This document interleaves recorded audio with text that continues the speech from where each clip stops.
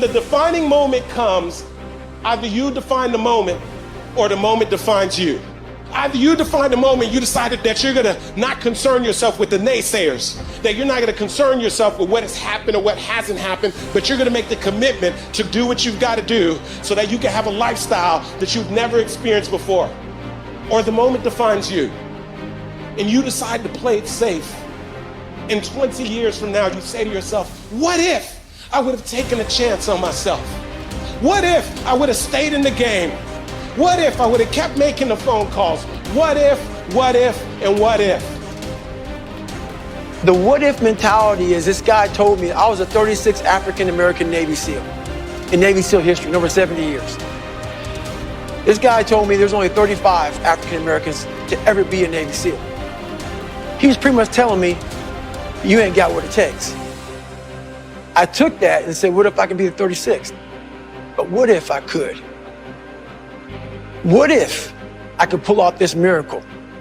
How will I feel at the very end if I can defy all the odds? You're in the test of your will right now, because life says it has a little more test for you. You can look at your challenge with skill, and it will see it just as that. A challenge. Or you can look at your challenge with will. Those exceptional people who are uncomfortable with the times and rise to the challenge because they refuse to allow the chaos around them to determine the conqueror within them. I've never met anybody who was terribly creative or gifted or strong in leadership who was also comfortable. You must be willing to extend yourself to the limit with no guarantee of success. Every day, you must ask yourself, did I do enough? Prove to yourself today, every day, that you can and will push harder than you wanted to, harder than you felt like pushing, past the point of fatigue and far beyond the point of comfort, to that outer edge, to the limits.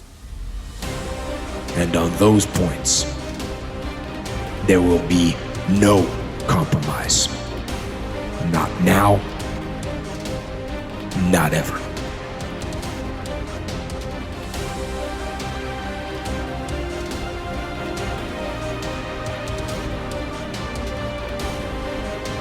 Young people globally want to be like Elon Musk. What's your advice on that? I think that probably they shouldn't want to be. You? I think it sounds better than it is. Okay. Yeah, it's not as much fun being me as you'd think. I don't know. You don't think so? No. There's definitely, it could be worse for sure, but it's, I'm not sure I'm not sure I want to be me. Okay. But if, you know, I think advice, I mean, if you want to make progress in things, I think that the best analytical framework for understanding the future is physics. I'd recommend studying the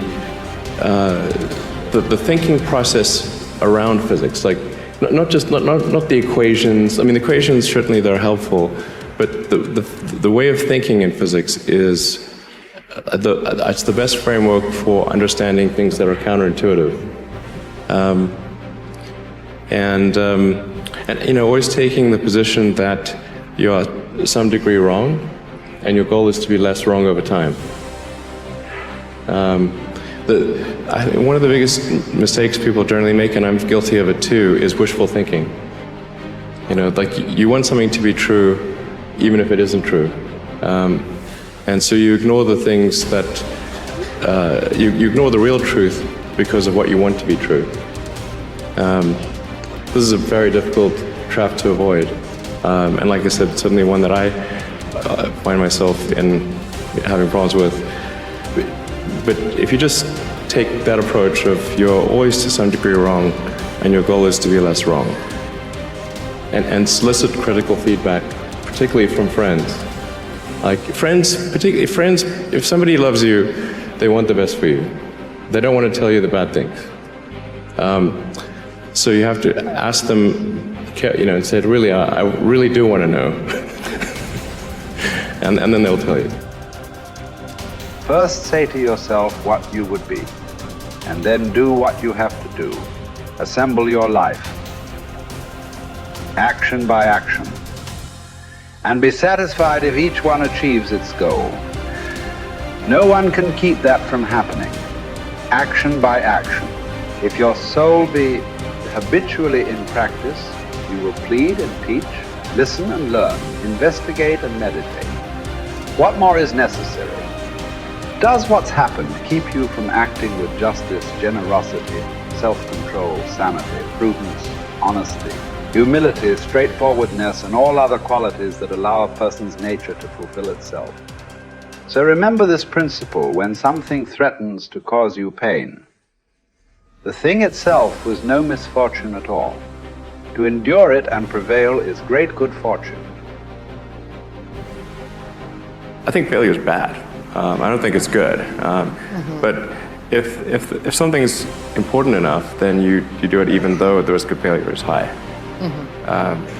And so I think my advice if somebody wants to start a company is they should bear in mind that the most likely outcome is that it's not going to work. And they should reconcile themselves to that strong possibility. And they should only do it if they feel that they are really compelled to do it. Because it's going to, the way starting a company works is like usually in the very beginning it's kind of fun, and then it's really hellish for a number of years. You talked about chewing glass.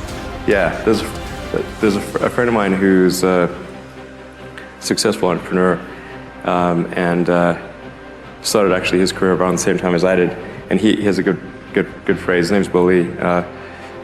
He said, "Yeah, starting a company is like eating glass and staring into the abyss," and you agree with that? Generally true. Yeah.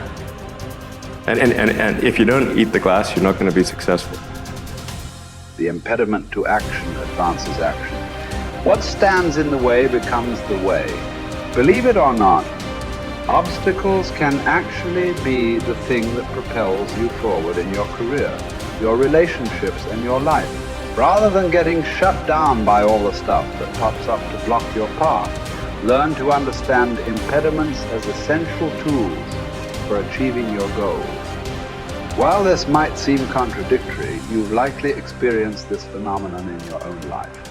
If you've ever overcome an obstacle to reach a goal, you know that the struggle in climbing over that wall taught you priceless lessons that helped you become the person you are now and further refine what it is that you want to achieve in life.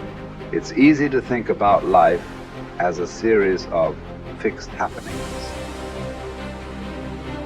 You graduate from high school, you go to college, you begin a career, you get married and start a family. While there's nothing wrong with having a map of your future, it's important to understand that you're going to encounter things along the way that might just fundamentally change the direction you're heading in. As the simplest of examples, let's say, that you are taking a run on some nature trails near your house. During a storm the previous night, however, the path you always take has become problematically flooded. What do? Do you turn around? Do you try to bushwhack through the woods around the path? Or do you change your route on the fly and explore a part of the woods you've never been to before? If you chose either option 2 or 3, the impediment to your action actually advanced your action.